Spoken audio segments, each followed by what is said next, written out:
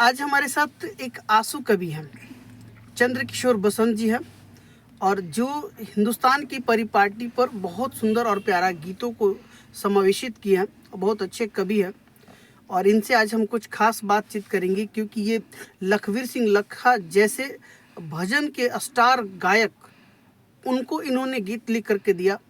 तृप्ति साक्या जैसे कलाकारों को इन्होंने अपनी कलम चला करके उनके लिए गीत को दिया।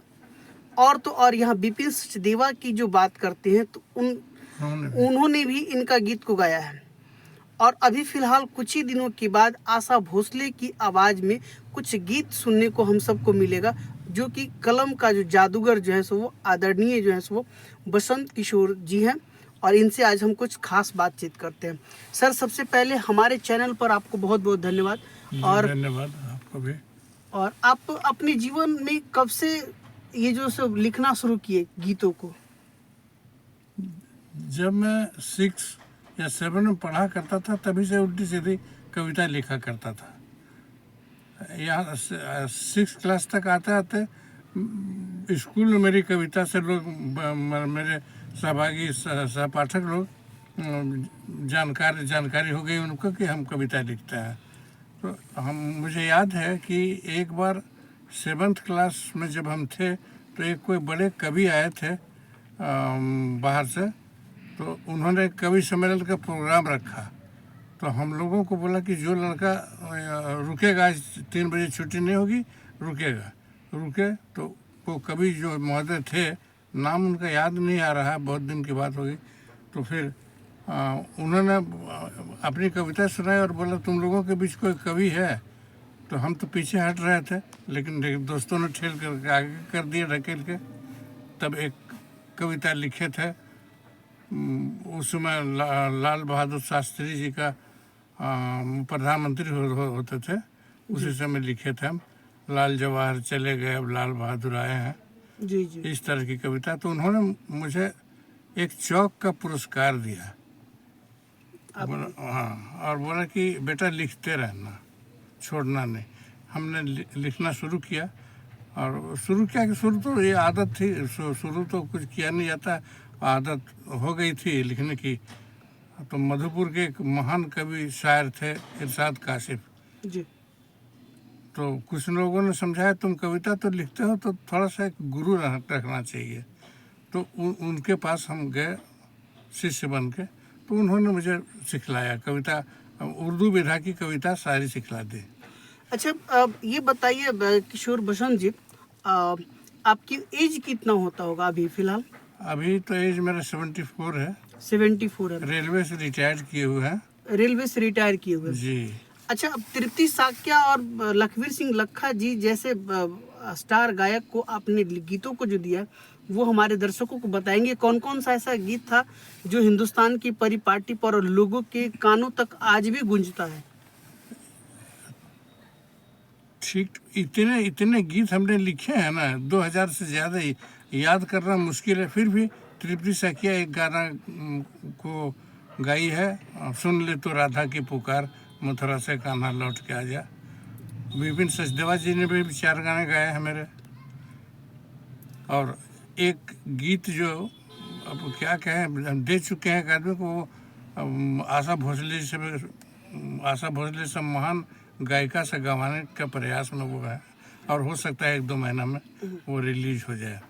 लखवीर सिंह लखा जी ने आपके कौन से गीत को गाया सबसे ज्यादा?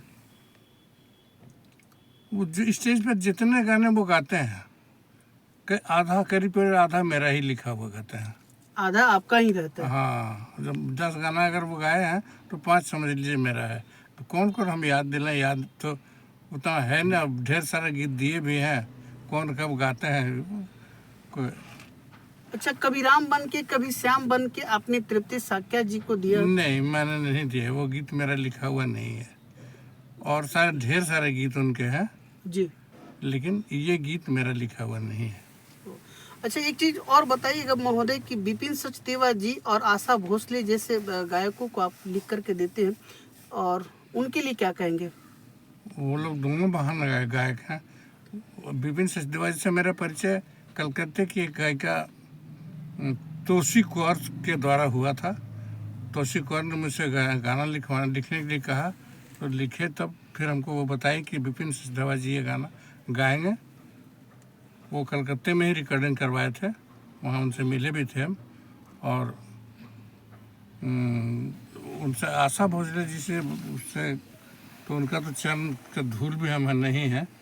एक आदमी है वो गीत लेके हमसे लेके गया है, और उन्होंने उनसे बातचीत भी की है गाना गवाने के लिए। 1-2 महीना में वो गाना आ जाएगा। जी जी वो गीत का बोल हमको याद है। जी, थोड़ा सा हमारे दर्शकों को बता दीजिएगा। उस गीत का बोल है कि जब हम कोई गलत करते हैं जी और अपने से बड़ों के यहाँ जब जाते हैं तो भय भी लगता है जी और शर्म भी आती है। जी जी तो इसी परिवेश में लिखे हैं कि प्रभु जी आऊं कैसे तेरे द्वार, भय और लाज से झुकी आँखियाँ ले आंसुओं की धार।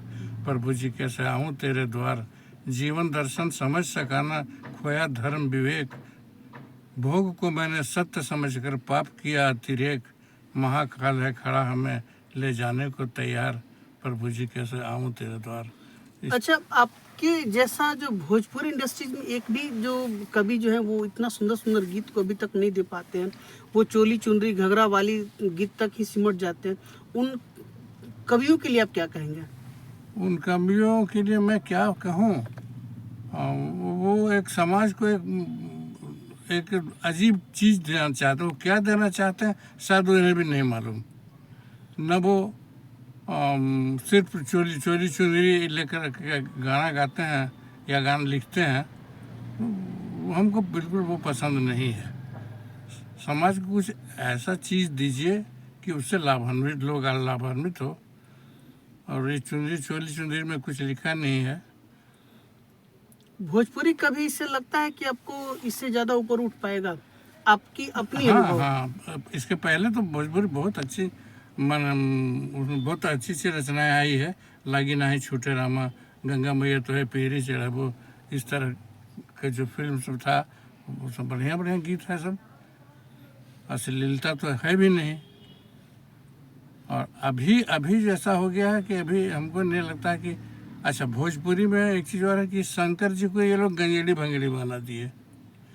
हाँ, ये तो है, शंकर जी को बताते भी है। जबकि शिवपुराण में कहीं भी नहीं लिखा हुआ है कि शिव जी गांजा पीते थे। हमने चूँकि पहले तो कविता लिखते थे, जब भजन लिखना शुरू किया तो फिर हम लोग 18 पुराण वगैरह सारा खरीद के लाए कि कुछ नया चीज़ लिखना चाहिए। और हम अपने गीत में कुछ नयापन हर बार देना चाहते हैं। मेरा जैसे भजन शैलेंद्र गौतम के चैनल पर मेरा सारा भजन है। अच्छा उसको कोई भी सुन सकता है। अच्छा, आपको आंसू कवि के नाम से लोग क्यों जानते हैं? इसके पीछे रीजन क्या हो सकता है? इसके पीछे रीजन है मेरा गुरु जी। वो उस समय हमारा कव्वाली, यहाँ मधुपुर में बहुत ज़्यादा कव्वाली होती थी। तो कव्वाली में होता था, एक कव्वाल जब गाना गाया तो दूसरे को उसका जवाब देना पड़ता था, जी जी दूसरे कव्वाल को। जी तो हमारे वो जो गुरु जी थे इरशाद काशिफ, उन्होंने ट्रेनिंग दी कि उसका जवाब तुमको उसके गाने ख़त्म होने से पहले लिख के देना उसको। वहीं से आदत पड़ गई। फिर बाद में हमने जब नौकरी ज्वाइन कर लिया, रेलवे आपने कब ज्वाइन किया था? 74 में। 74 में। तो 74 में ज्वाइन किया। उसके बाद हमको एक बंगाली कवि मिल गए जिन्होंने मुझे हिंदी कविता की विधा सिखाई। बंगाली होके हिंदी कविता की विधा सिखाई। जी जी उसके लिए तो हम लॉकडाउन में क्लास भी चलाते थे कविता का। जी लोग को कविता लिखना सिखाते थे। कविता का सचमुच में सिखाया नहीं जा सकता, कविता विधा सिखाते थे उसकी। तो हिंदी और उर्दू की जो दोनों की विधा है उसको हम बढ़िया से जानते हैं। चलिए, ये थे हमारे साथ जो चंद्रकिशोर बसंत जी, जो कि हिंदुस्तान की परिपाटी पर एक नया आयाम और एक नया इतिहास को लिख दिए। अब इनकी गीतों को और इनके दर्द को, इनकी जो कलम का जादूगर है, इनकी बयां अगर आप कोई करने का प्रयास करे तो इनसे कंपेयर कोई नहीं कर सकता है। ये ऐसा मेरा मानना है, बाकी आप सबकी अपनी सोच।